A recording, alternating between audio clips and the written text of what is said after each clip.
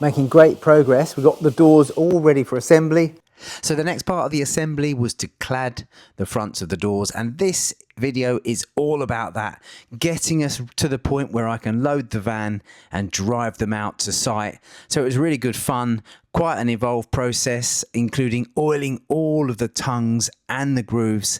There's quite a lot of video in this film, and there's not a lot of narrative, so it's basically just a watch. I'm going to leave as much of it in as possible. Enjoy. So a standard tongue and groove board has a tongue in the centre and a groove in the centre as well. So there's a groove in the centre and a tongue in the centre. But when we come to the edges, what we've got is we've had some tongue groove boards with a bare-faced tenon.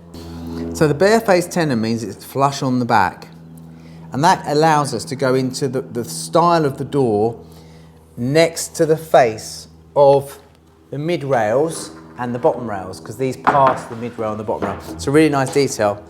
So what that means is that we want to put a tongue on the top. So Elliot's been setting that up. He's going to tell me exactly how he's done it.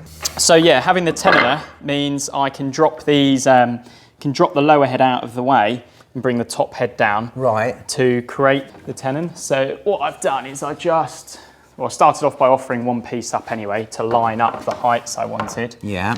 And again, out of the way. So it'd just be a matter of kind of offering that up to the stop. And I know the stop from the front face here is 37mm to the cutter. Okay. And I want a 10mm tenon, so this is 40, so I had 10mm, so it's 40, set it away, yeah. 47, just a block of Accoya, same thickness, just to bring this down. And then and that's great, that clamp, it's because obviously you've got the whole length hanging out the back. Yeah. And then, what happens then? So I've got the tear out block on here. I've just put masking tape on the bed, mitre bonded it down. Yeah. Because it's the screw holes that you normally fix through, obviously they're too skinny. Of the thickness. So then it'd just be a matter of pushing it through. And as you can see, this one's already done. It will create that flush to the back. And then it's just about managing the tear out. So I've just been sussing it out. We tried one and this piece teared out quite bad. Okay, yeah. Just because you've got a point that's obviously not supported, so with the cutter going that way. So all I've done is just cut a bit of tricoya that will slide in there. So when I've got this style, I'll just chuck that in there like that, and then it will support that fine edge there. Yeah, I've got you. Well, that's good. And yeah, so now we've got that sorted, the height set, it'd just be a matter of just pushing them all through to create that flat tenon, and then we've got the V, the TGV part of it. Oh, we'll just get out of it. We need to put this on it as well, so I'm going to use the table saw. We'd flip it the right way round, obviously. Yeah. And I'll adjust the fence. So then it'll be a matter of kind of putting it on here, moving it up along there, getting the clamp on, pushing it through. That will just take off that, create that kind of Aris bevel. What I'll do, I'll push this fence so the fence acts as a stop. Okay. A length stop, so I'll butt up, cool with that, and then go jump.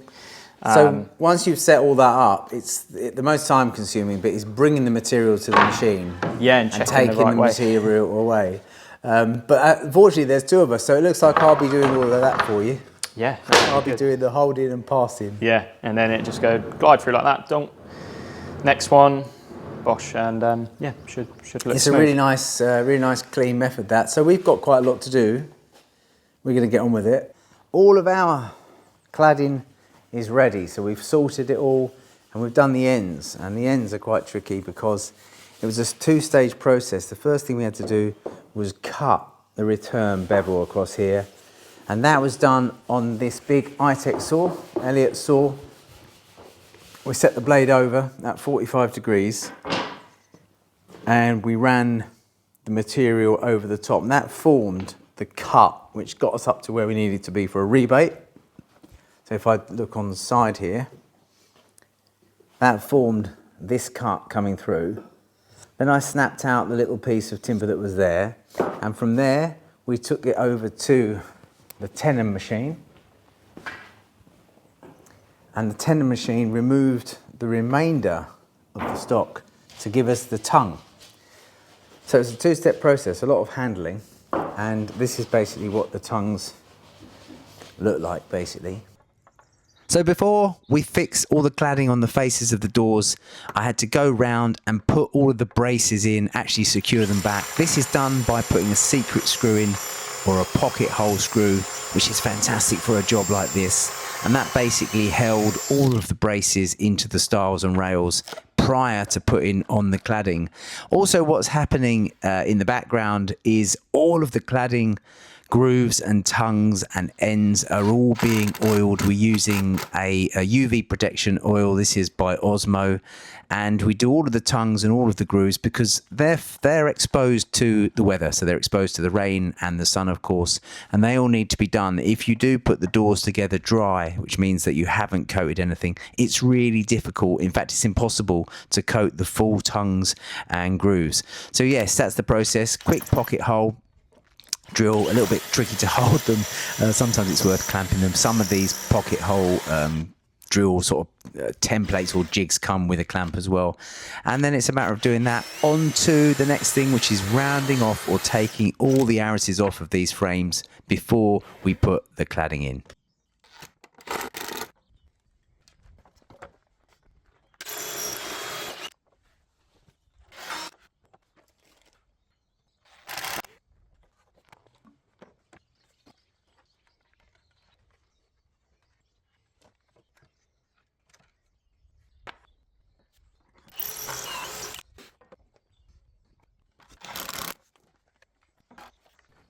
So once all the braces were fixed, the next job was to run an arris all the way around the frames, okay? So this is basically taking off the sharp edge, softening all the edges. It's a really tiny radius. It's only a couple of millimeters.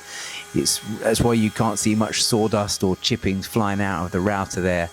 But it really does make a lot of difference to actually finish off your joinery with a tiny arris. Of course, you're not going to catch any splinters off it, and it just softens the whole look.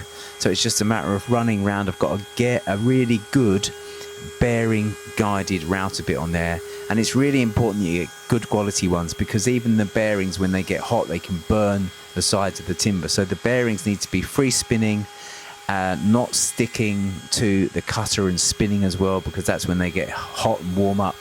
So I do both sides. This is going round the face side or the cladded side of the frame, and then I flip them over and do all of the backs of the braces, the stiles and the rails, and it's a really satisfying job, and it looks the absolute business when it's done.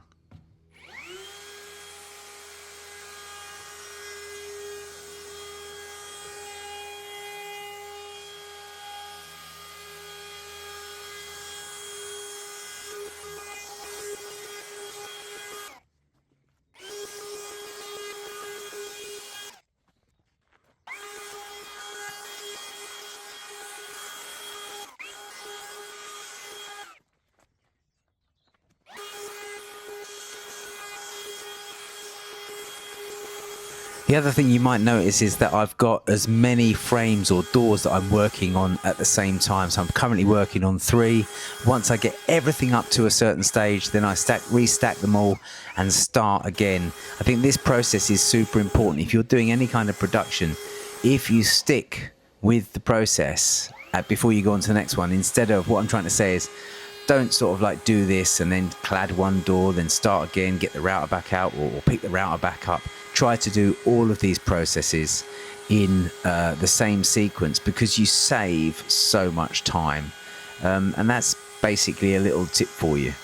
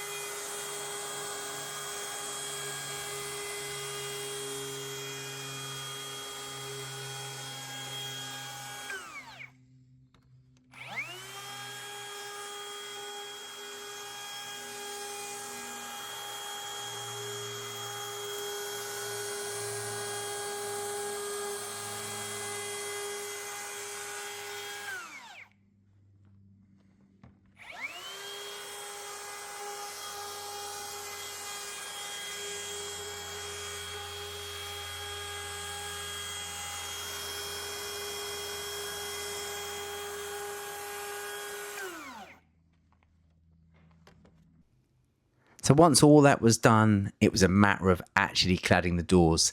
So all of the cladding has been prepared. We've got all of the barefaced tenons and the little angles done on the top, which was a really satisfying job to do. Then all of the grooves and tongues of all of the cladding has been oiled, and this is with an Osmo UV protection oil. And what I'm doing now, as you can see, I'm slotting the cladding in. I'm using a masking tape to put on exactly where I can put a pencil mark for the center of the braces. Now this is really important because I need to pin with the stainless steel pin all through the rails, all through the braces, through the face, and connect them.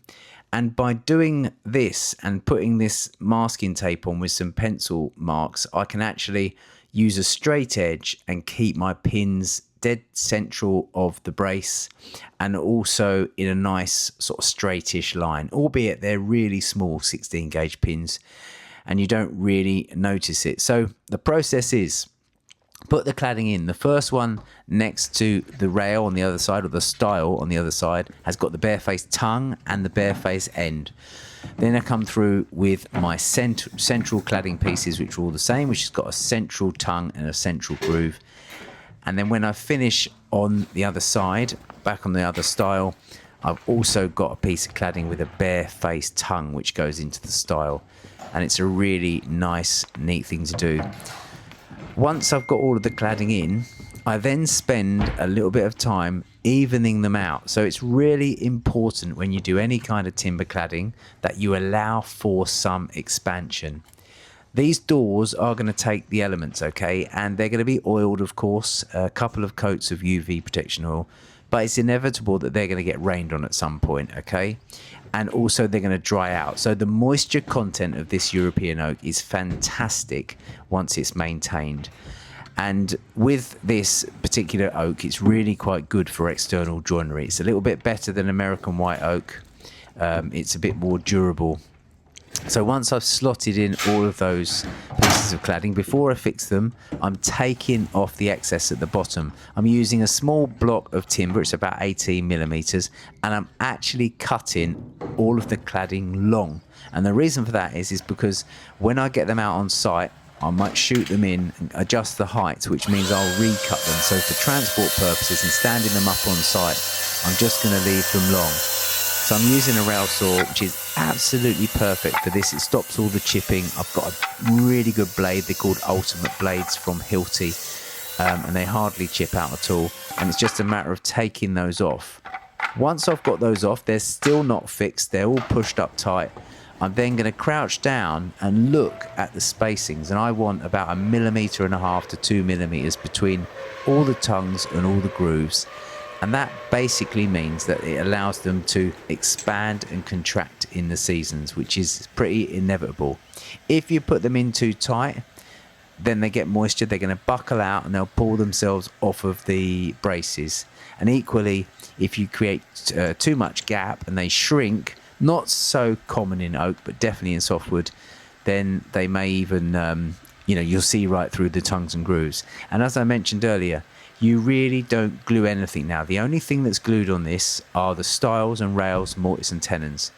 The rest of this is all literally pinned, okay? There's no glue. You don't glue. If you glue tongues and grooves, again, when you expand and contract, it just splits and it goes wrong. I'm using an air brad nailer here. You can use the gas or the gas ones, and I'm going down this piece of timber here, which is around about the setting, the distance I want the pins apart, and I'm doing them 2 per joint, if you like, and I'm going sort of up and down. If you watch what I do here, all this one side I'll do on the underside of the batten, and when I'm fixing the other side, I'm doing it on the other. So we're going sort of like diagonally to each other. And once I've fixed the bottom rails and the mid rails, keeping my expansion gaps where I want them, then I use a straight edge to mark the angles or the braces, and then we refix those. Now I like this pneumatic nailer from Pazzo. Do you believe it or not, I've had it for about 25 years and I hardly ever get it out, but for a job like this it's going to give me consistent power. And what you want with oak is, these are stainless steel 16 gauge brads and they're 36 millimeters, so they're going all the way through and a bit more through the 18mm cladding well into the rails on the back. They're very reliable. Every now and then you will get one that won't want to go fully home, and you have to get a nail punch out and finish it off. But it's when you get the nail punch out and you start punching, you realise, wow, this oak is super hard. And now you can see I'm lining up this little batten there with my masking tape, which has got the pencil mark for the centre of the rails, okay, or the braces. So now it's just a matter of running the pinner straight down the side of there to give us a really neat fixed cladding. So that's basically the process of the cladding. It's really enjoyable. You can kind of see that the boards look a bit oiled where we wipe the excess off, but it's really important to oil those tongues and the grooves, because once they go on site you can only really get the faces that you can see.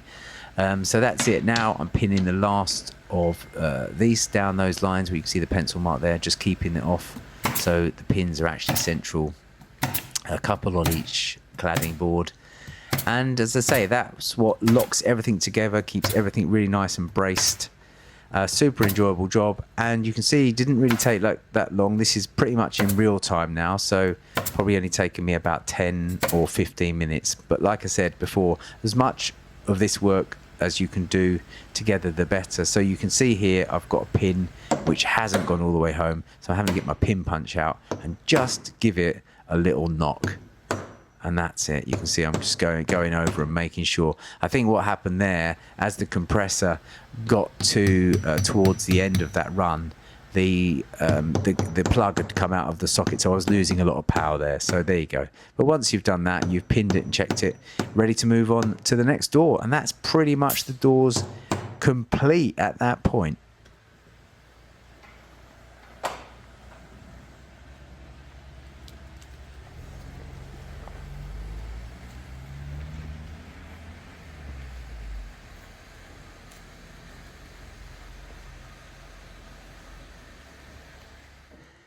And I'm skipping backwards and forwards. You can see that I had a pile of doors in the previous clip.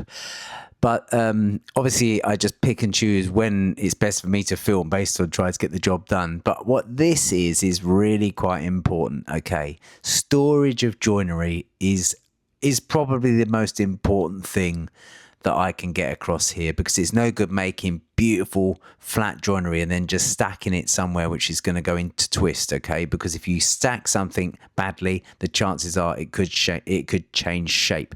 So what I've got here is, it's a really good time of year. There's no moisture in the concrete below, so I'm actually stacking all the doors dead flat. I've got 3 bearers, one top, one middle, one bottom. But what I'm doing here is I've got my laser, and I'm literally setting the doors, or the first one that I'm going to stack onto, and I'm checking that they're exactly level and flat and straight. It's so important, this.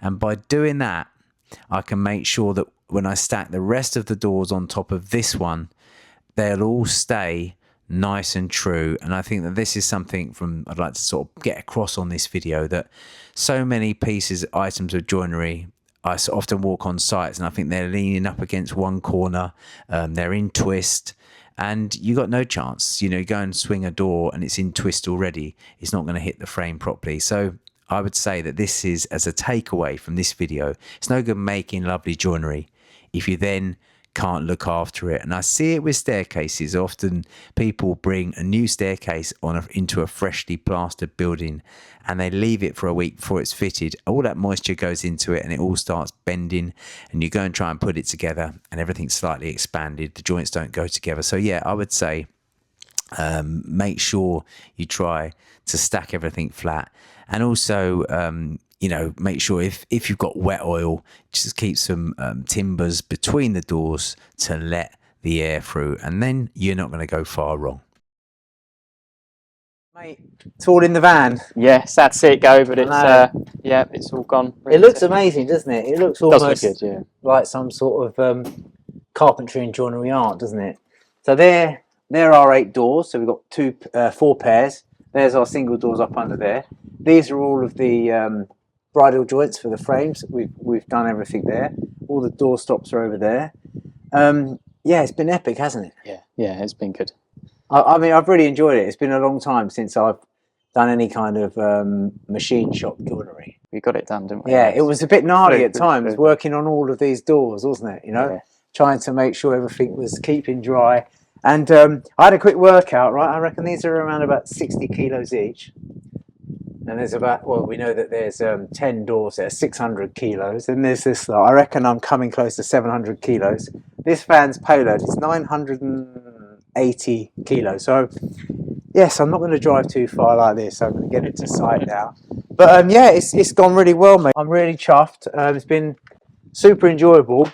You'll have to get out on site now. Yeah, I'll have to swap roles. Yeah, and come and have a look at them when they're in.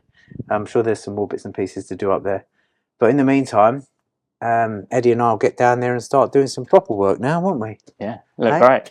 But no, well done, mate. I really appreciate it. You've been amazing. Done a really good job of that. Takes a lot of knowledge, patience. I just hope they fit now. Of course they will. Hey?